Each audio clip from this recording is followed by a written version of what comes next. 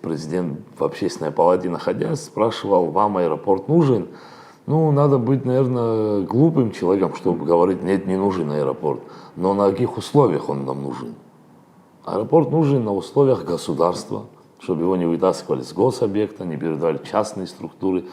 Есть соглашения, которые уже ознакомлены, я чуть поподробнее, если позволите, скажу, есть соглашения, которые позволили сейчас в данной ситуации там лежат, но есть пункты, начиная с 10 и последующие пункты, да, там прям четко написано обязанности абхазской стороны. Это я особенно хочу обратиться к жителям аэропорта.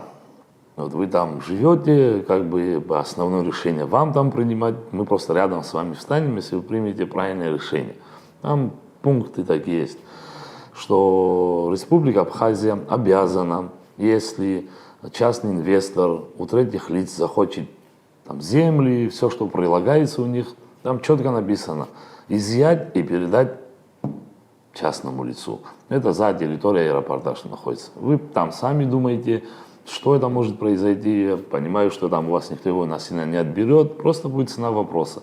Но изъять это как бы как раз таки насильно подразумевает. Ну, подразумевает так, но мы же понимаем, что насильно сейчас отбирать никто не будет. Будет просто ценовая политика, цена вопроса, его поднимут, и там ты продашь, тебе придется искать где-то жилье в другом месте. Это один из пунктов.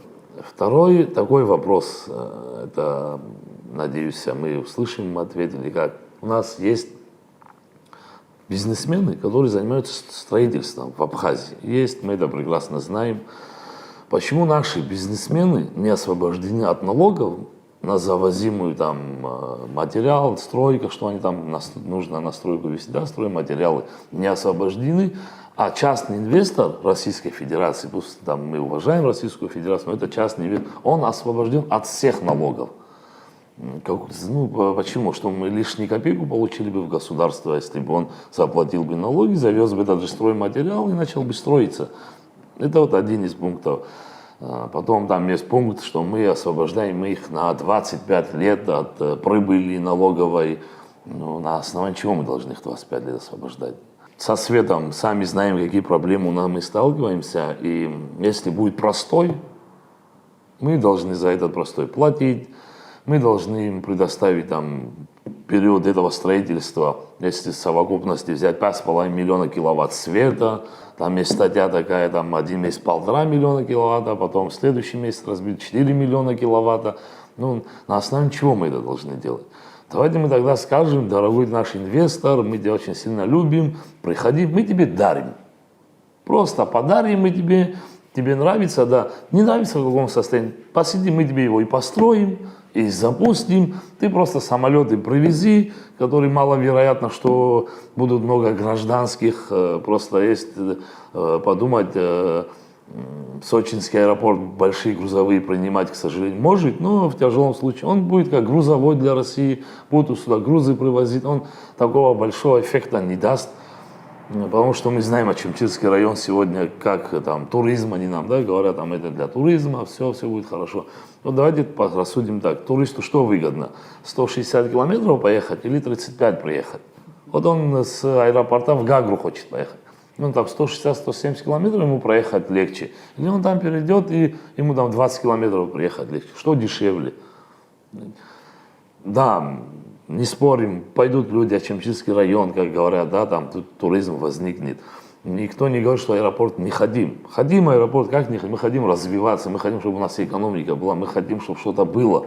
Но чтобы было это на условиях государства, а не на условиях, чтобы частный инвестор брал и управлял нашим государством.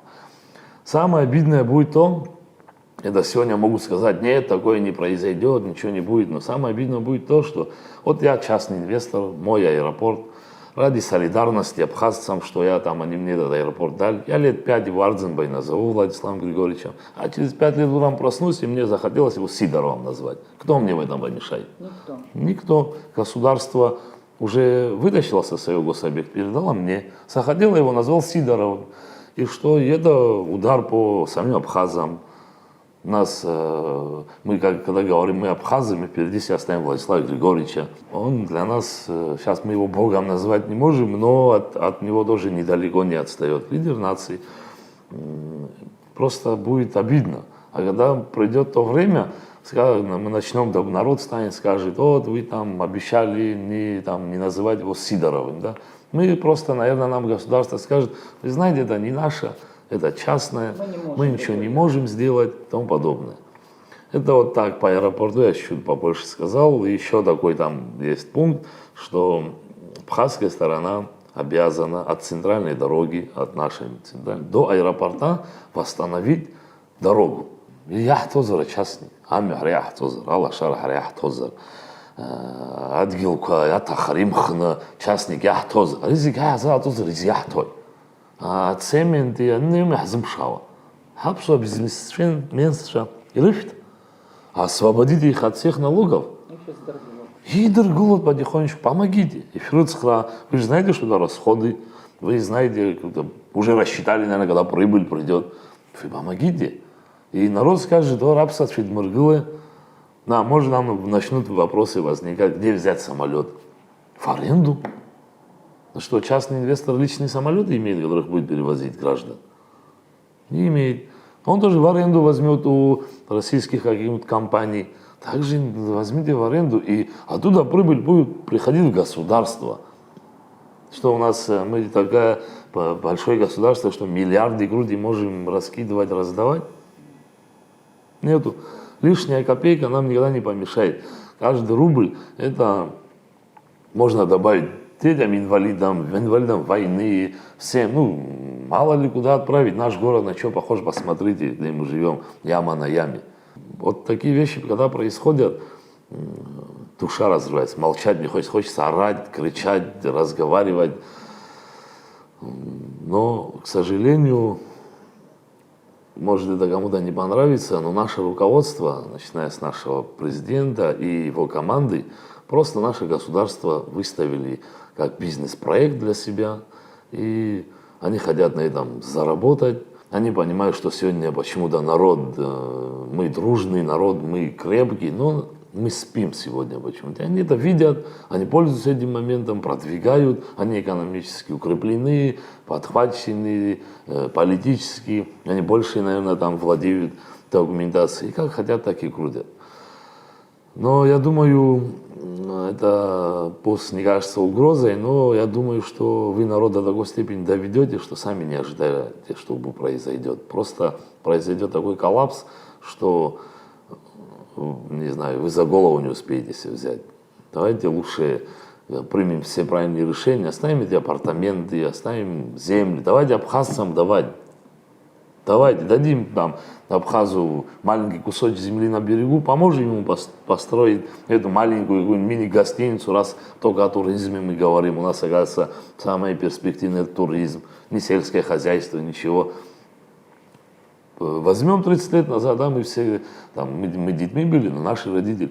У меня, например, дом в деревне, который стоит, моя бабушка с моим отцом на однолетней культуре построили.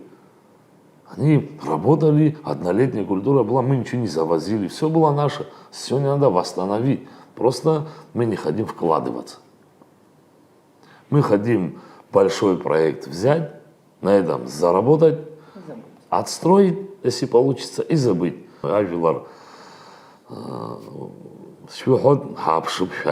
Давайте встанем все рядом. Это, знаете, это не война, нам здесь оружие брать надо, с кем-то воевать. Нам надо просто встать и сказать свое мнение, что хватит.